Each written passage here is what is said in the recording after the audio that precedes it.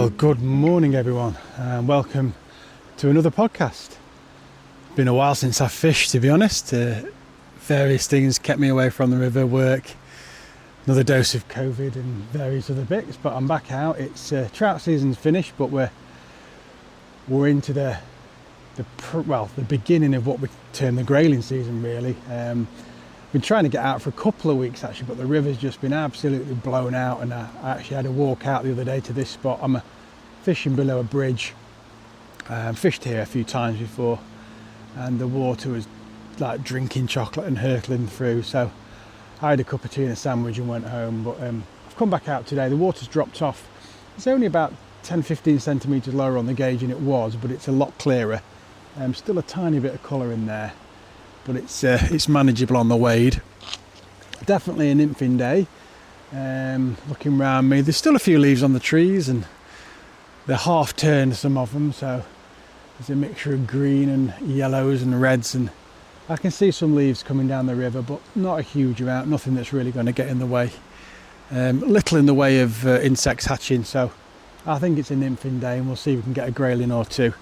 So I'm out with my 10-foot 3-weight. It's the Euro nymphing outfit. If you listened to the podcast before, you'll have heard me use it.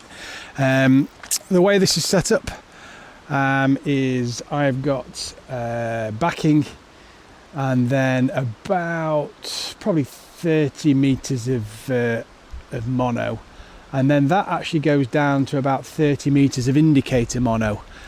And then the indicator mono goes down to a tippet ring, and then from the tippet ring we've got about 4 or 5 foot of the 6X Fluoroflex strong, and then a dropper and a point fly, so 2 flies.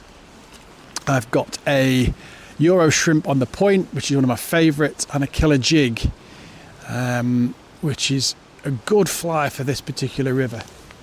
So it's just a case of tossing them up, letting them run down the runs, in the slacks, in the seams. I don't know where the fish are going to be at this height, to be fair. I think we'll need a little bit of a cast about and try and find them. This river, lots of boulders, lots of seams of current, lots of uneven current, lots of swirls. There's a brook running in just by the side of me here, which is contributing a bit of flow as well. So just going to start by tossing the nymphs up and running them down, and it's a case of watching the indicator mono and just feeling in case anything grabs, and then obviously striking into anything. I just want to get myself, see if I can get across the river a little bit here and fish this, stand in the slack water so I can fish the current either way. Right, just tap it up and then let those nymphs just feel their way down. Just ticking the bottom there so I can just lift up the rod. Oh yeah, fish on straight away, there we go. Feels like a grayling. Just off the seam of the current. And that's taking the point fly. Get my net off my back. Yeah, first in the net. Super duper. Nice fish. It's probably 3/4 pound. So that's probably about an average size for this river, but I think that was what, first or second cast. Hook's falling out in the net.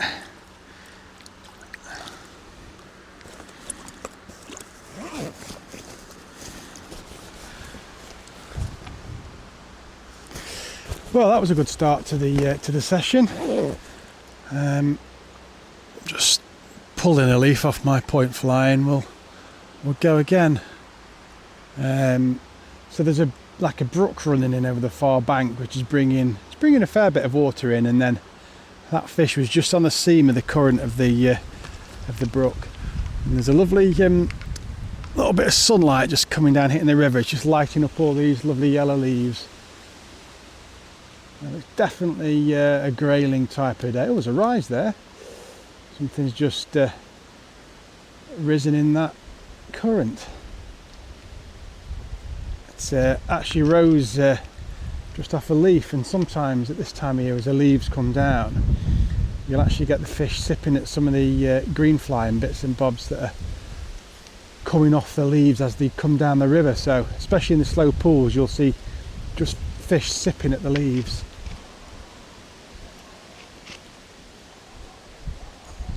Just casting in again and letting that fly come down. The wind's just picked up actually, and there's quite a lot of leaves just coming off the trees now.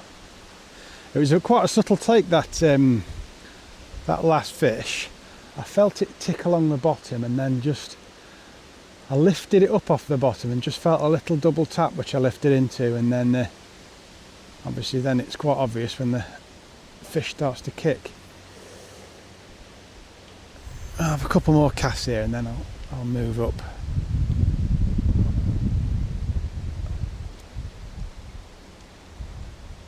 Oh, that was a take. Right, let's try the other side. I'm stood in behind a big boulder and in the slack water where I don't think there'll be a huge amount of fish, and I've got two seams of current each side of me, so that allows me to go left or right from this position.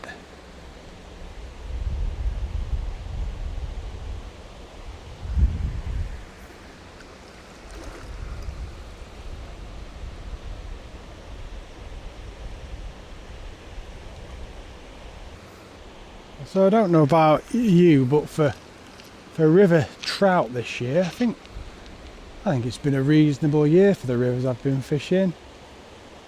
I know some rivers have had low flows, but pretty much the rivers I fish have had, they've had water all year, and hatches have been they're never brilliant anymore, but they weren't particularly bad. So there's a few mayfly around, and I've had some good sessions, but I appreciate it's different all over the country.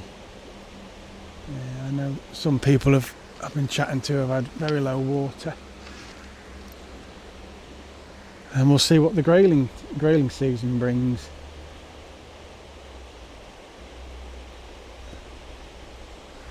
Right, so nothing over the right side, so I'm switching again to the left and just letting it run down, and then I'm going to toss some right out across to the far bank, right where this brook's coming in actually, and I'll just see if there's anything sitting in that stream.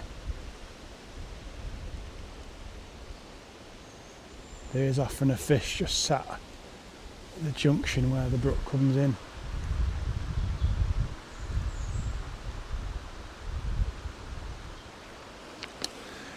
No, right, let's progress up. And I'll just go over to this far bank again, switch positions. So I've deliberately not really done much nymphing for trout through the summer. In fact, I fished very, very hard through spring and early summer, but back end of summer I've not done a huge amount. And I've been out guiding and coaching and obviously running the shop. But there we go. Oh, he's off. He hit that on the drop. The nymph actually on the drop, little grayling. What was I saying? So yeah, I've deliberately held off the nymph in. Another one on the drop there. Let me just rest that for a second, then I'll drop it again. There's a few fish in there. Because I often do a lot of nymphing over autumn and winter, and it feels fresh today actually coming out. When you do a lot of one method for a long time, it can get a little bit stale. So I've done quite a lot of dry fly this year. I've loved my dry fly fishing for trout, and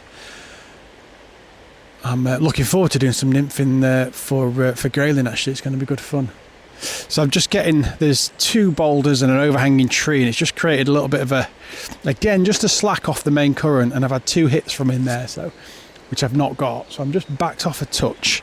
I'm just going to throw that in again and see if I can see if anything wants to grab. There we go. And again.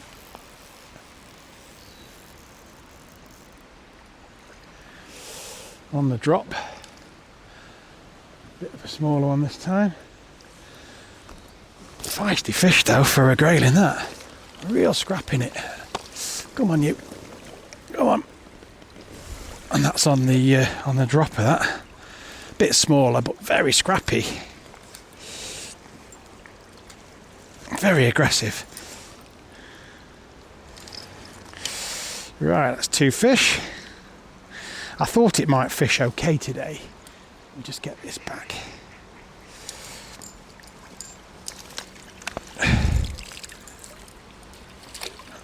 Back. I thought it'd fish okay. This particular river, if you catch it on the, well, like many rivers, but this one especially, if you catch it on the fall after a flood, and it has flooded, it's been up over the banks in places I can see where the vegetation's been knocked down. It's not been in the fields, but it's been up. But if you catch it on the fall after a flood, you can often have a good day. So. And the fish can come out and feed quite hard. Right, let's see if there's anything else in this little hole here. I had 2 takes and a fish. So there's a bridge ahead of me and a huge great tree. Or 2 great trees actually making a big arch. And then the bridge kind of settled under the trees, and what we've got is like gravels and scour channels and holes. And the fish at the minute just seem to be just in the little scour holes, and there's slightly, if you imagine you can see the gravels and then you can see like dark spots, but it's just a touch deeper. Well, they're just in the darker spots.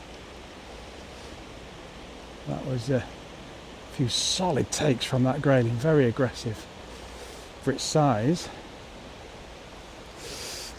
Let me tap some right out, flush up to the bank, only a foot off the bank that. No.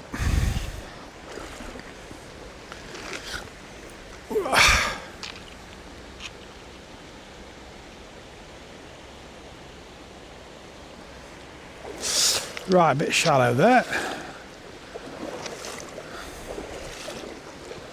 I will keep fishing as I walk, just in case I can pick up a bonus fish. It's always interesting. I know that a lot of you will be aware of this, but the fact that the grayling especially has gone from what was considered vermin, many years ago, and they were unceremoniously caught and thrown up the bank, when anglers only wanted to catch trout, and now it's really become a prize fish, a real jewel. It's a wild fish and a sign of a good river. Sign of reasonable water quality. So it's really become a pleasure and a real interest in anglers to catch them. Oh, just a bit of a snag there. Right, I'm working up towards the bridge. I'll fish right up to the bridge. There's nothing I've found in any of this faster stuff. I think the temperature's dropping now and these fish might just be dropping off into the deeper water. You never know, you might just get one in the fast stuff. Try just on the edges of this fast water is probably the best spot. I'll just get a little bit more line out actually. Surprising how much line you can work out on these Euro nymphing outfits without, and still get control of it. There we go. Oh, it's off. I played that probably a touch too hard, but it was it came up onto the surface and put a good flapping. But that was actually in the fast water. Now let's get another one in there. Yeah, I think if I'm honest, that one there I lost. That was probably my fault. But there's a few snags in there, and there's a tree branch, and I just wanted to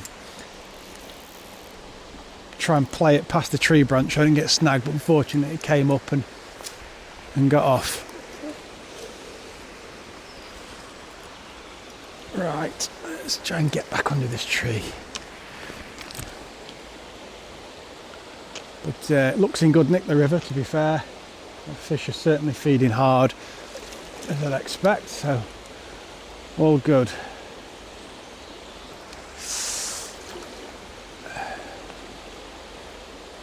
I can see the end section of my rod slightly twisted and it's annoying me, so I'm just going to bring that in and just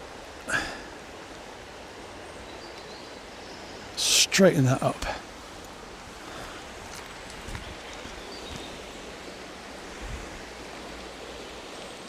Tell you what, those last two small grayling I've had have been I honestly thought they were little brownies at first because they were fighting like a trout. The first one felt like a grayling, but the last two were like, is that a little out of season trout? But no, they were both very scrappy grayling, and one of them jumped clean out as well.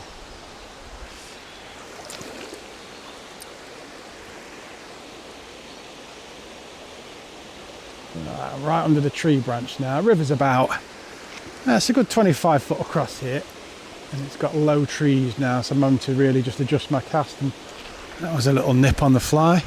Adjust my cast and get things just going under the trees.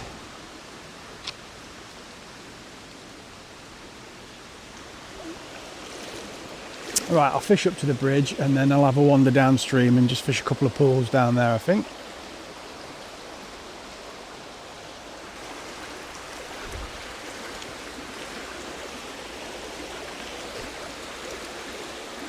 Right, I'm almost under the bridge, so just gonna, it's quite shallow here, but I just want to try see if I can get one in this faster channel, and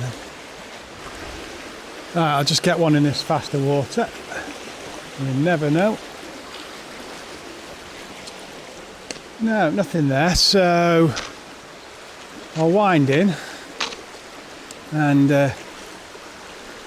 have a walk down. There's a couple of pools I'm going to fish down the bottom of the beat.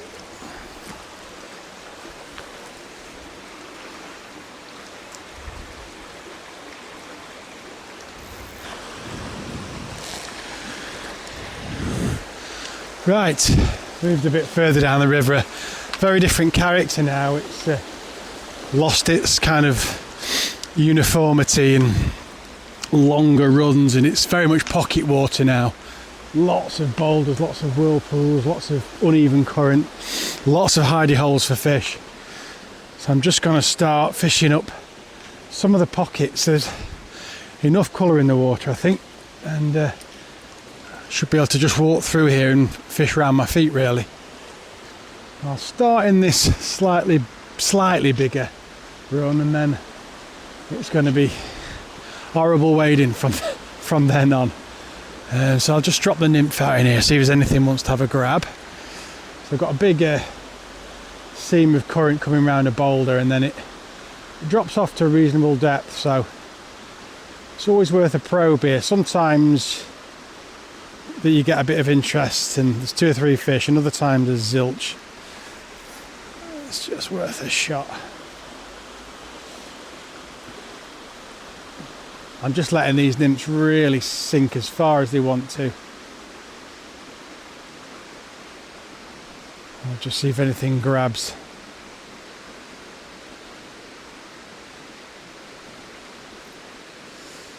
No, I've caught a leaf. There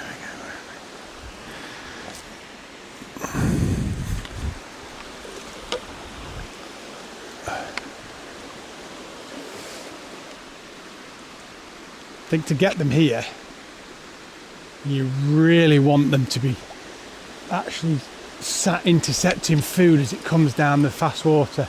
If they're not doing that, then it's very hard to catch them on a fly because they tend to be squirreled away. I've snagged up there. Let me just get this off, and then I'll have a couple more casts and then go upstream. Be prepared for some really awkward wading. I've actually only just recovered from a little issue with the top of my right leg into my hip, so I just have to be a little bit more careful with the wading today.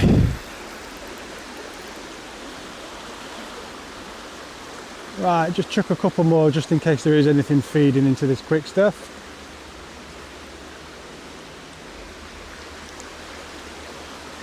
No, I'm just catching leaves. I think the leaves are all just congregating, so I'm going to move on up and fish some of this proper pocket water now. So, get my stick in hand and progress upstream.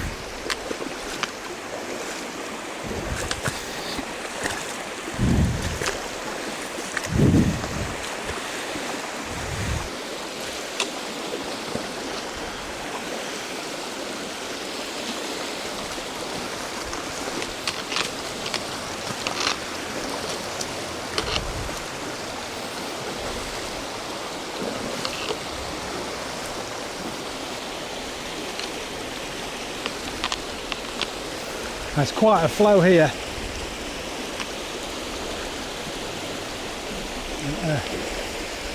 Although, I mean, it's amazing how productive this river can be, but there's lots of water and it's coming down a gradient, so it's moving very fast. But there's so many boulders that it creates these little pockets, and you know, on a good day most of these pockets will hold a fish, so you can almost fish up here sometimes and have big numbers. Nothing big, but big numbers all the same.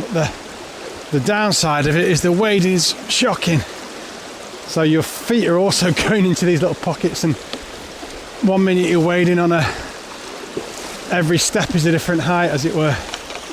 Right, I'm gonna get myself into a decent position and start fishing. Oh.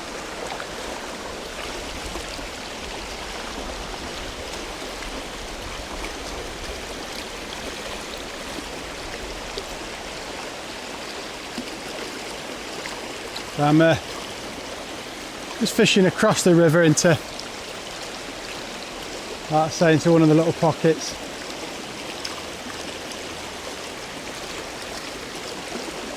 Whoa, not good. Right up to my thighs. Now I should choose a side here. I think I'm going to go across to this bank.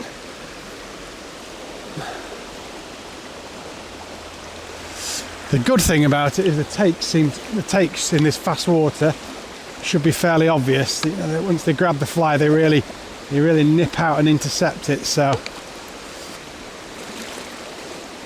it's hopefully we'll pick a fish up in this stuff. Right.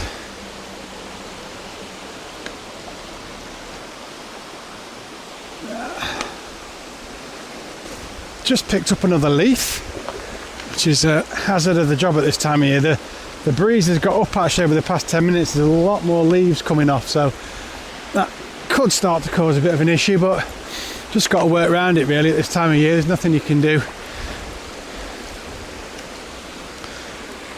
This is probably one of the easiest forms of fishing to do when the leaves are coming down.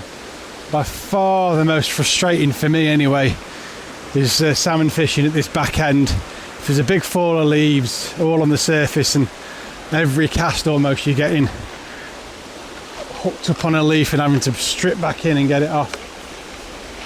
But once you get the nymphs under the surface, you can avoid them as good as anything.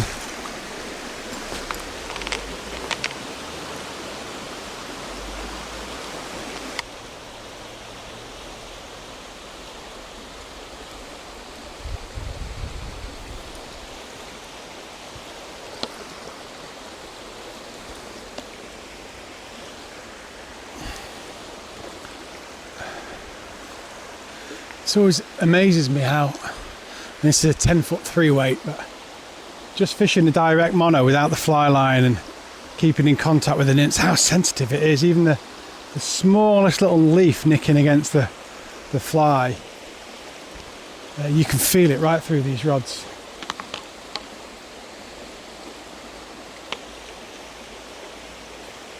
Right, I'm going to start heading across to the other bank. The other bank's kind of into woodland now. It's quite a dense woodland actually, and the river here is pretty much enclosed by trees. It's a great summer piece of water for some of this, for trout. Even in the hottest of weather they'll feed quite happily in here. But the other bank is beautiful really. It's all covered in ferns, and I can just see through the woods and the haze, bit of haze through the trees as the sun's just illuminating it, and it's a lovely autumn scene.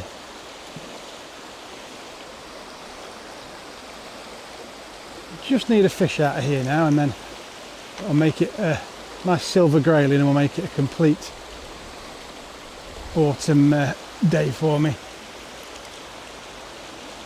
Definitely fish better higher in the... Oh, that was a take. I was going to say definitely fish better higher up in the more traditional pool, and the pocket water is definitely not fished as well.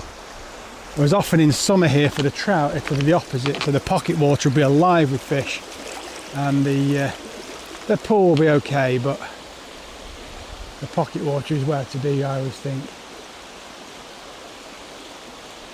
Right, let's keep going up this run.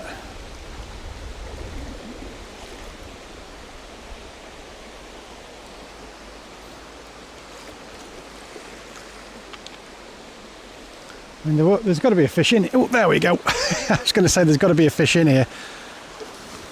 And there it's took out. So what? Let me just get this. No, this feels like a good fish actually.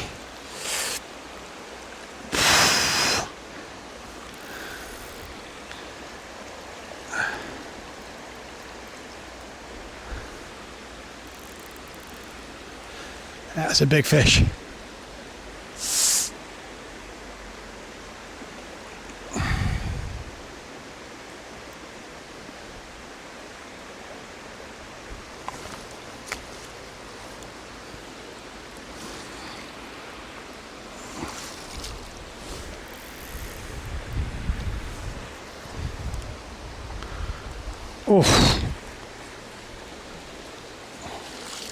Oh, I really don't want to lose this. And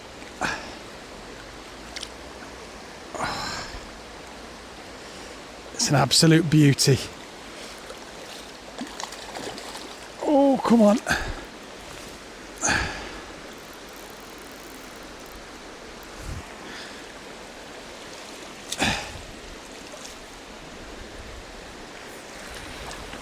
Yes!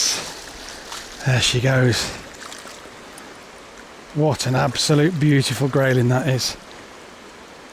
On the dropper.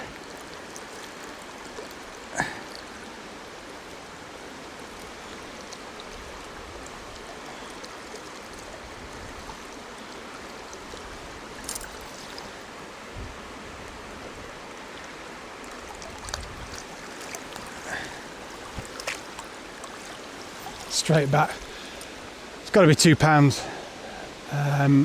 That's an exceptional grayling for this river. Rare to see them that big, so I'm incredibly happy with that. So I'd come out to the middle of the river and I was casting back into the far bank, just into a slack. I was only a foot off the bank and it nailed it, and then it just went down. You know, when you just get that feeling of a big fish. It just feels like the bottom that's moving a bit, and beneath me is a race and lots of rocks. So I couldn't let it go downstream, so I couldn't really give it much line. But no, I'm made up with that. Fantastic. Right. Well, perfect. I could just finish there, but I'm going to have a few more casts just in this pool here, because it's probably the best shot of another fish, and then I'll probably call it a day.